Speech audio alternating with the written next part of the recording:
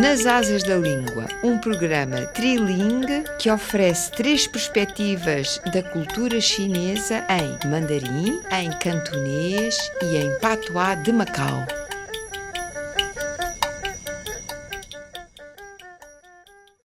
Bem-vindos ao programa Nas Asas da Língua. É com muito gosto que hoje temos connosco Álvaro Rosa, professor do ISCTE, e Joaquim Pereira, mestre em comunicação, e Ana Cristina Alves, coordenadora do Serviço Educativo do CCCM. Vamos trazer-vos hoje a poesia da dinastia Song, de um grande poeta da dinastia Song, muito sofrido, muito vivido, Su Dong Po, que viveu entre 1037 e 1101, e vamos trazê-la, como de costume, apresentando em mandarim, em cantonense por Álvaro Rosa e em patuá por Joaquim Pereira, e depois a tradução portuguesa por mim. De modo que vou perguntar ao Álvaro o que é que pensa sobre Su Dong Po, se quando era miúdo e estava em Macau se ouviu falar de Su Dong Po, se há ditos ligados a Su Dong Po. Sim, Su Dong Po é dos poetas mais cantarolados pela criançada. As pessoas aprendiam versos de Su Dong Po em casa e cantarolavam, né? E até há uma lenga-lenga que diz Su Dong Po Yang Chi Cho, quando começava assim. Portanto, e o que significa Su Dong Po Yang Chi Cho? Em cantonês. Su Dong Po é nome do poeta. A criação da vida, o florescimento da vida, né? E continua assim. Há uma lenga-lenga que associa o nome dele, portanto, ouvi isso desde criança e achei muito interessante quando escolheste este poeta para nós discutirmos aqui, para nós falarmos aqui. É de facto, é um grande poeta e foi traduzido agora em 2023 pela editora Grão Falar, cujo editor é Carlos Moraes José, e esta editora Grão Falar traz-nos em 2023 Su Dong Po poemas, mais uma vez numa tradução do nosso sinólogo, tradutor, poeta António Graça de Abreu, mas é realmente muito recente, e este livro foi lançado no Centro Científico e Cultural de Macau, portanto tem o apoio do Centro Científico e Cultural de Macau no seu lançamento, e daí que Su Dong Po é um dos poetas que de facto tem uma biografia que eu gostava de aqui apresentar brevemente. Mas antes disso, perguntar ao Joaquim Pereira se ele também se recorda de Su Dong Po e na sua infância se havia algo que o ligava a Su Dong Po. Bom, na minha infância não, porque como eu já disse, eu vivi a minha infância aqui em Portugal. No entanto, o Su Dong Po tem esta característica muito interessante. Ele é um político por natureza. Ele viveu, é um viajante, porque viveu também no exílio. Ele esteve sempre em movimento constante. Ele foi mandarim, foi governador. Portanto, essa faceta de político deu-lhe uma sensibilidade para com o sofrimento do povo, no sentido de haver uma maior justeza relativamente às formas de governação, de forma a privilegiar o povo e não as castas sociais mais privilegiadas. E ele, nessa sua viagem, era um observador e observava tão intensamente e tão completamente que até na própria gastronomia ele aplicava essa observação, no sentido, ele foi um cozinheiro famoso. Existe até um prato que é conhecido como o porco estofado à Su Dong Po. Portanto, ele era uma pessoa muito viajada, muito experienciada, com um conhecimento das tradições muito grande. Ele conhecia muito bem o seu povo e muitas vezes ele próprio acaba por arranjar algum conflito com as castas sociais mais nobres, superiores, porque precisamente ele esteve muitas vezes ao lado do povo e por isso é que ele também sofreu um pouco no exílio, foi perseguido e acabou por ir para o campo, porque ele estava farto da vida da cidade, que era muito entregue às políticas e à injustiça social. E ele acaba por ir para o campo porque, como diz o texto, estava farto da patifaria citadina. E então isso diz-nos muito acerca de Sung Dong Po e da sua poesia. A sua poesia relata precisamente esta faceta social, e daí talvez as cantilenas que eram utilizadas nas escolas como uma forma não só de aprender através da repetição e através da arte musical, que fica melhor no ouvido e na mente das pessoas, mas também porque há um reconhecimento social, há um reconhecimento do cotidiano e das tradições chinesas. Eu acho isso muito interessante em Sung Dong Po. É, sim, senhora. E já agora, para dizer que de facto Sung Dong Po, o nome próprio, ele chamava-se Su Shi, portanto o nome literário é Sung Dong Po. Sung Dong Po, que significa ele é encosta, ele é a parte da encosta, ele está ligado, ele é a encosta de leste. Dong é leste e Po é encosta, portanto eu escolho como nome artístico Dong Po, portanto a encosta de leste, mas o nome próprio dele é Su Shi, portanto este poeta Su Shi, que todos nós conhecemos como Sung Dong Po, ele é considerado um homem honesto e tolo. Porquê? Porque ele foi mandarim brilhante, ou seja, ele passou nos exames imperiais com a nota máxima, distinguiu-se absolutamente, ele e o irmão, mas ele distinguiu-se, ele ficou em primeiro lugar nas provas, e o irmão também passou a mandarim, a oficial, mas num lugar mais afastado. Portanto, ele tinha tudo para ser o grande mandarim da China, tanto que ele no final da vida é quase escolhido como primeiro-ministro, mas morre entretanto. O que é que se passa? Ele realmente, como diz aqui bem o Joaquim, ele tinha muito em conta o sofrimento do povo. E, portanto, ele faz um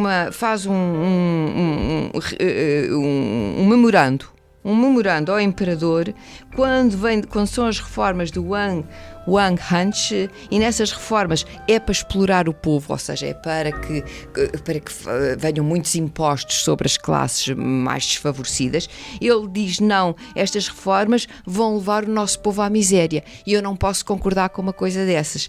Portanto, ele passa a ser um homem honesto e tolo, porque, segundo a filosofia confucionista, deve-se dizer a verdade aos poderes imperiais e sobretudo ao imperador. Em memorando ao imperador, deve-se dizer a verdade, mas nunca a verdade toda, porque se disser a verdade toda, o que vai acontecer foi o que aconteceu a Sung Dong Po. Então, Su Shi ou Sung Dong Po passa a ser sistematicamente perseguido e é enviado. Ele é conhecido como o mandarim nómada. Porquê? Porque começa a ser afastado da corte. É incómodo, é uma voz incómoda, é uma voz crítica, é uma voz que se preocupa com a população e com o modo como vive a população, onde é que já se viu uma coisa dessas. Portanto, é uma voz extremamente crítica e começa a ser afastado. Num dos afastamentos que fazem dele, ele é exilado em Hubei, na vila de Hangzhou, onde viveu por um tempo pobre e livre como agricultor, cultivando uns socalcos de terra na encosta do leste. E é daí que vem o nome que ele escolhe, o nome poético que ele escolhe pelo próprio. Entretanto, ele é reabilitado, porque como esteve muito tempo no exílio, as pessoas começam a se esquecer. Ele é reabilitado e volta à corte. E quando volta à corte, é encarregado de redigir éditos imperiais, porque ele era uma mente brilhante, não é? Ele é encarregado de redigir estes éditos oficiais e imperiais, e chega a secretário do primeiro-ministro.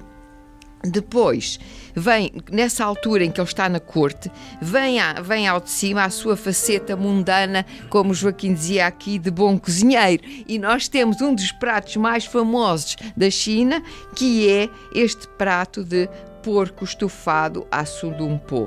Ele acreditava encontrar também a alma no vinho e adorava a vida e gostava muito de ser mandarim de corte, até que volta a atrair sobre ele mau olhado, porque voltam os seus poemas mais críticos, e então ele começa a ficar farto das intrigas na corte e afasta-se da corte e vai para o cargo cargo de governador da província de Zhejiang Ocidental, que incluía a bela cidade de Hangzhou.